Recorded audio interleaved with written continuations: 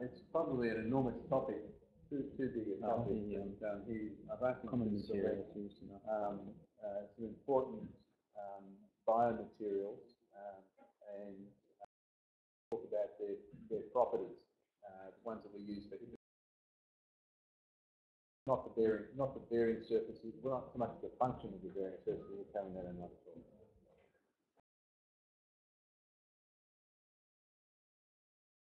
Thanks for that. I'm Chris Wall, set one out at Dandenong.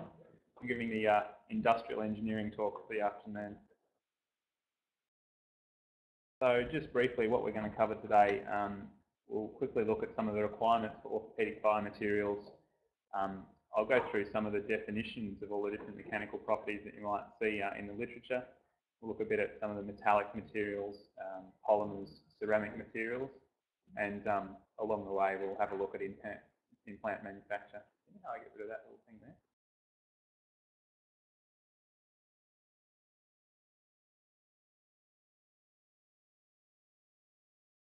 Okay, there. Great, thanks. So briefly looking at the requirements for orthopaedic biomaterials, obviously they need to be biocompatible, which involves the ability to function in vivo without eliciting detrimental local or systemic responses in the body. They need to be resistant to corrosion and degradation, and that they're placed in quite a harsh in vivo environment. They need to be able to function without being adversely affected. They need to have adequate mechanical and wear properties. Obviously, they need to be produced with high standards of quality and at a reasonable cost. So moving on now to look at some of the mechanical properties and just quick definitions of some of the different terms you'll see bandied around in the literature. Stress refers to the internal resistance a material offers to being deformed, and it's measured in terms of the applied load. So the formula is stress equals force divided by unit area.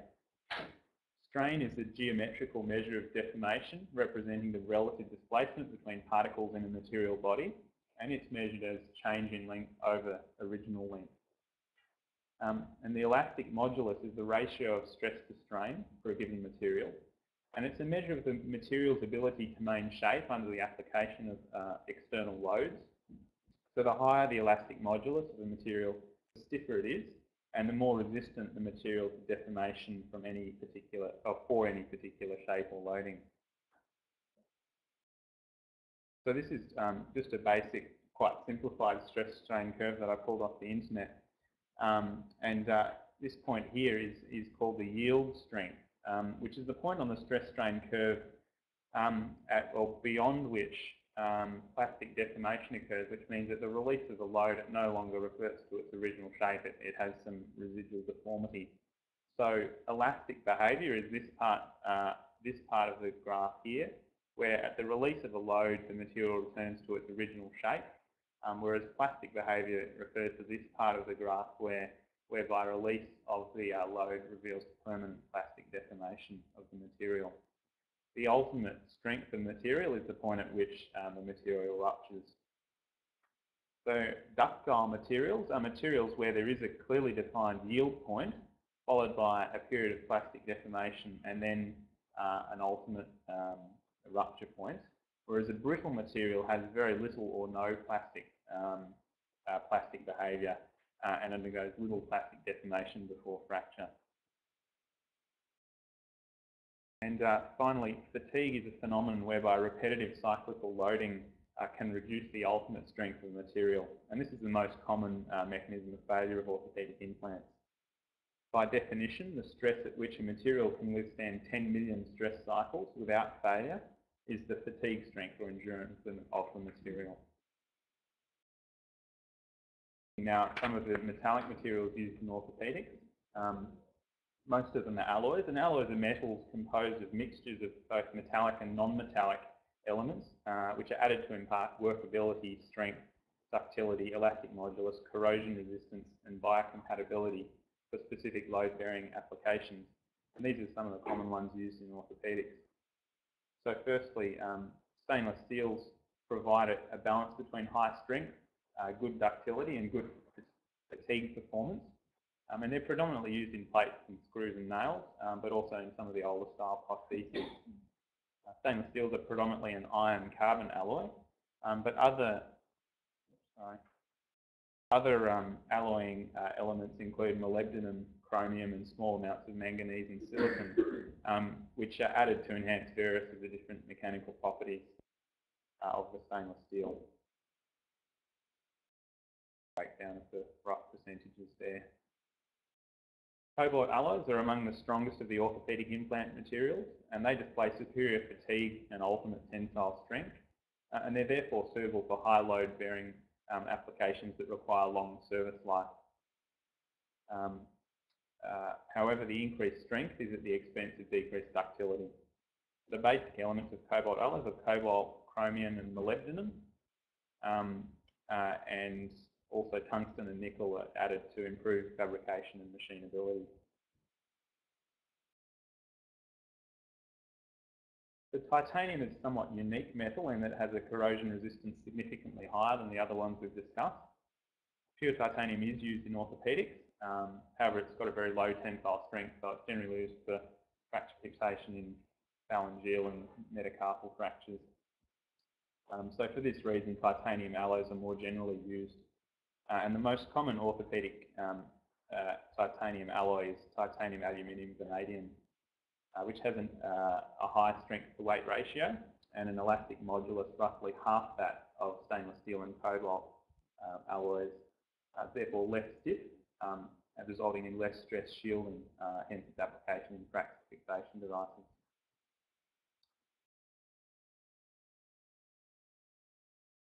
Finally, tantalum is a highly biocompatible, corrosion-resistant osteoconductive material, and porous forms of tantalum are deposited on a pyrolytic carbon backbone, and they're used as coatings on orthopaedic implants to promote bone ingrowth. Moving on now to processing of metallic alloys. Metal alloys are fabricated by casting, forging or extrusion, followed by post-processing thermal treatments, which include hot and cold working, annealing and hot isostatic pressing. The casting is a process whereby molten metal is poured into a mould and allowed to cool. Forging is a process whereby one half of the die is attached to a hammer and the other half is attached to an anvil, and the heated material is forced into that into the space between the two. And extrusion is a process whereby molten metal is forced through a die to obtain a long piece of uniform cross-section. The problem with all of these fabrication techniques is that you're left with material that has a lot of defects in its internal structure, and hence post-processing of metallic alloys is necessary. And these are some of the techniques used. So hot and cold working involves mechanically working the metal at either high or low temperatures to reduce the final grain size and increase strength. Annealing is a process whereby the material is heated to a temperature just below its melting point, maintained at that temperature for a given time, and then slowly cooled. And by modifying those variables, you can control the final grain size, and this results also in a more homogeneous distribution of the alloys. And finally, hot isostatic pressing involves subjecting the material to high heat and high pressure in an oxygen-free environment, and this is commonly used to collapse voids down in the materials. So in hip arthroplasty, femoral components are generally forged. The femoral stems are generally forged, as are the acetabular and head components, and these are subsequently machined on a lathe. In knee arthroplasty, because of the complex shapes of the femoral and tibial components, they're generally cast and subsequently polished. And the hydroxyapatite or tantalum coatings are applied through plasma spray techniques, which involve a plasma torch, an electric arc, and a high temperature carrier gas to deposit the hydroxyapatite compound onto the implant substrate. Now, this was the most interesting part of the talk. I had a few videos, but unfortunately they're on the internet and we can't connect to it. But if you go to that website, if you're interested, it's got a nice series of videos of each step along the way in the production of this hip, which I think is a striker hip. So quite a nice series of little videos. Sorry I can't show them to you. Moving on to polymers now. Now, polymers are macromolecules composed of repeating structural units typically bonded by covalent bonds.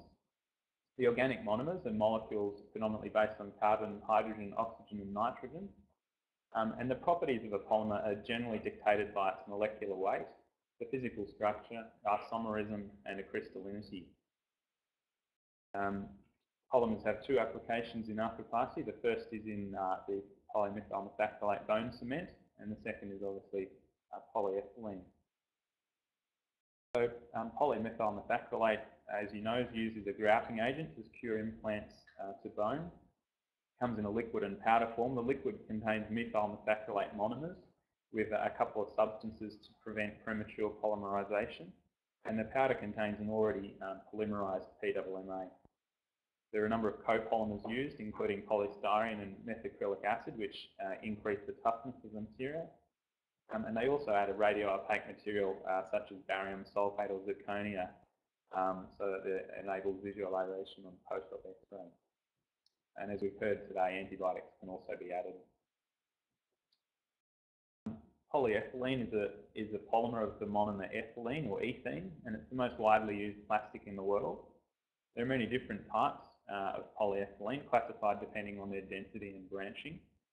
And the two used in orthopedics or in arthroplasty are ultra-high molecular weight polyethylene and highly cross-linked polyethylene. Ultra-high molecular weight polyethylene has molecular weights in the order of 3 to 6 million. It's a very tough material with high impact strength and excellent wear resistance.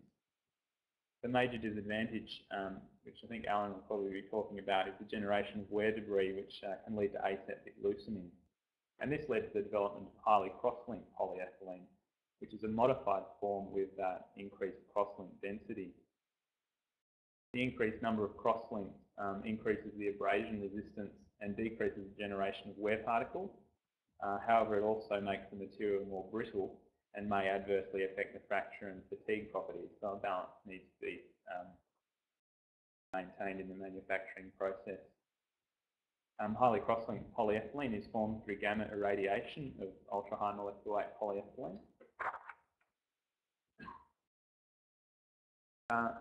And there are three methods used for fabricating orthopedic components from polyethylene. The first is ram extrusion, which involves forcing the resin through a cylindrical die under heat and pressure, forming a cylindrical bar, which is then machined into final shape. The second is compression moulding, which involves moulding the resin under heat and temperature into a flat sheet, which is then machined into smaller pieces. And finally, direct shape or net compression moulding, where the resin is directly moulded into the finished part. And again, some post-thermal treatments are required. There are a number of ways of sterilising the polyethylene components, including exposure to gamma irradiation, which is, I think, the most common, but you can also use ethylene oxide or gas plasma. And methods for preventing post-radiation oxidative degradation of the polyethylene includes irradiation in an oxygen-free environment and thermal treatments. Moving on now to ceramics. Ceramics are solid inorganic compounds consisting of both metallic and non-metallic elements held together by ionic or covalent bonds. They possess excellent biocompatibility and exceptional wear resistance. They're very strong under compressive loads, but they're also very brittle and stiff. They have a polygranular microstructure similar to the metallic alloys, and their properties are dictated by the microstructure characteristics such as grain size and porosity. And these can be altered through the thermal processing techniques.